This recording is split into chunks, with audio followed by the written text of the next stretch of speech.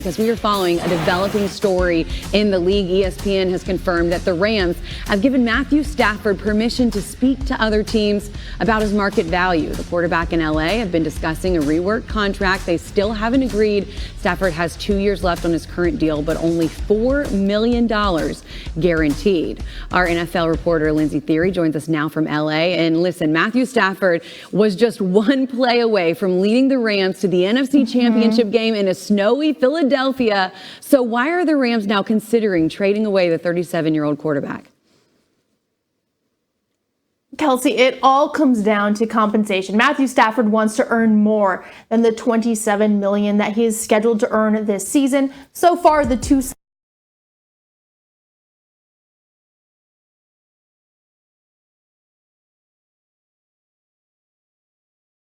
sides have not come to an agreement, so the Rams have given him permission to see what his value is on the market.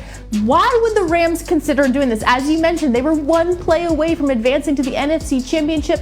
I was told a month ago when I first asked about this, and the same thing today, that again, for the Rams, it also comes down to compensation.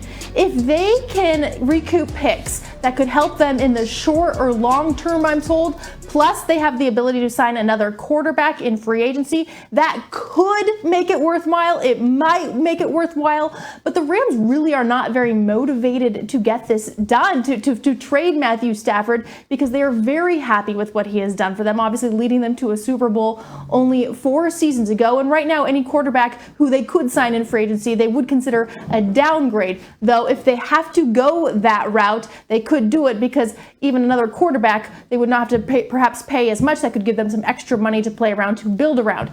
As for when they would like to have a deal done or something in place with Matthew Stafford, I am told that they would like to target the start of the new league year on March 12th. Okay, so going to be interesting to see how it all plays out in terms of the money. But on the flip side of things, for Matthew Stafford, what's the likelihood that he'd be willing to go to a team that isn't right now an immediate contender? It does not seem very likely. There is only one person who knows how much longer he wants to play football. Exactly, that's Matthew Stafford. Obviously, his family probably has a great say in that as well, but he's 37 years old. Like I mentioned, he has won a Super Bowl. He was one play away from going back to the NFC Championship.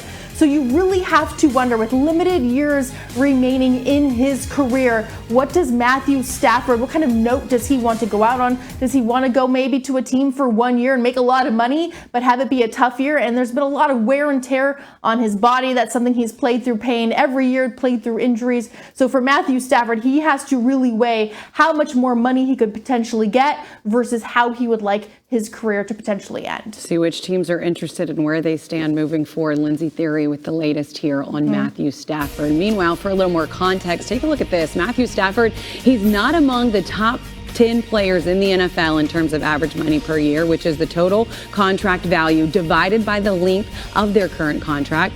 All of them happen to be quarterbacks. 9 of them have an APY of $50 million or more. Stafford ranks 15th at $40 million. And you see just one of those quarterbacks has won a Super Bowl. Meanwhile, Hannah.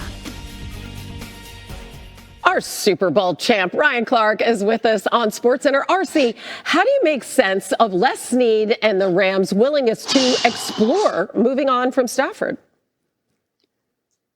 Well, Hannah, I think, you have to look at the position that they're in. His salary cap hit is extremely high next year, but you don't want to just break the bank for Matthew Stafford or a quarterback at his age. That just hasn't worked out well for many of these teams. And so what you do is you give him an opportunity to see what type of assets he could garner on the trade market, and also a chance for his agent, Jimmy Sexton, to talk to other teams about what a contract for Matthew Stafford would look like. And if you're the Los Angeles Rams, who I'm sure want him back, but want him back at the right price, maybe that puts you in a position of power to negotiate. We're saying, hey, Matt, this is all you would get on the market. Let's do a deal here and continue this relationship. It just feels like they become a worse team the minute he walks out the door, if that is what happens. They do. They do. I mean, that is just a stone cold fact. All right. Elsewhere, RC, I want to get your take on this because we have a developing story on SportsCenter. NFL Vice President Troy Vincent said today that at least one team has proposed banning the Tush Push, of course, which the Eagles have used to great effect. There's actually potential for a vote at the owners' meetings next month. Come on, RC. Yeah, no, I know your answer right there. Take this out of the game? What are your thoughts?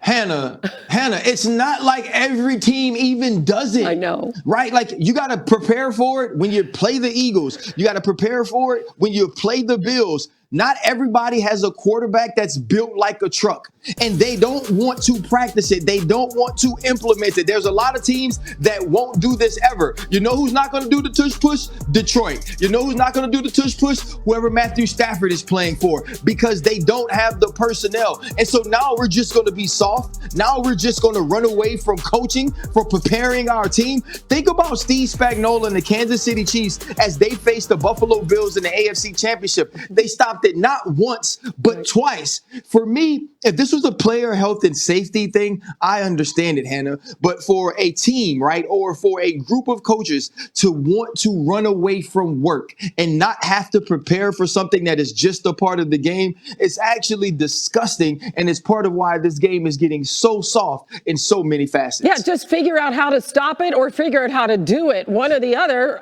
But for Philly, it's been exactly 27 You can't touchdowns. beat it, join them. Yeah, exactly. 27 touchdowns over the last 3 seasons. It's a play. It's football, damn it. RC, good to hang out with you today. Thanks. I love it. The Bills and the Eagles have combined to run 163 tush pushes in the last 3 seasons. That's more than the rest of the entire NFL combined. Buffalo and Philly have scored a touchdown or gotten a first down on 87% of their tush pushes. The rest of the NFL has been successful on just 71%. Philly also, as you recall, scored the first touchdown of Super Bowl 59 on the Tush Push, which is just fun to say. What can I say? Mike and Tony with more in our PTI bonus topic. All right, Wilbon, what are your thoughts on the proposal to ban the Tush Push? Tony, this is not something I'm going to spend a lot of time going over and over and over and over. I don't like things being legislated out. And usually the things I don't like being legislated out pertain to defense, because the NFL has taken every defensive advantage out of play for the last 70 years, going back to the head slap. So I get tired of that. This is an offensive advantage, but I don't want to ban it. I want to see somebody stop it. And right now, it's just the Eagles that can't be stopped. Other people line up in some familiar things or similar things, and it doesn't quite have the undefeated nature to it. So I'm not sure I'd ban it. I want to see a couple of more years of people, and you might have to draft to do it or sign some free agents or put 4 linemen in a situation that all weigh, 360 pounds on the defensive side. But I'd like to see somebody specialize in stopping it for a change. Yeah, it reminds me of get low. That's how you stop it. You got to get low. Yeah. So I'm of 2 minds to this. One,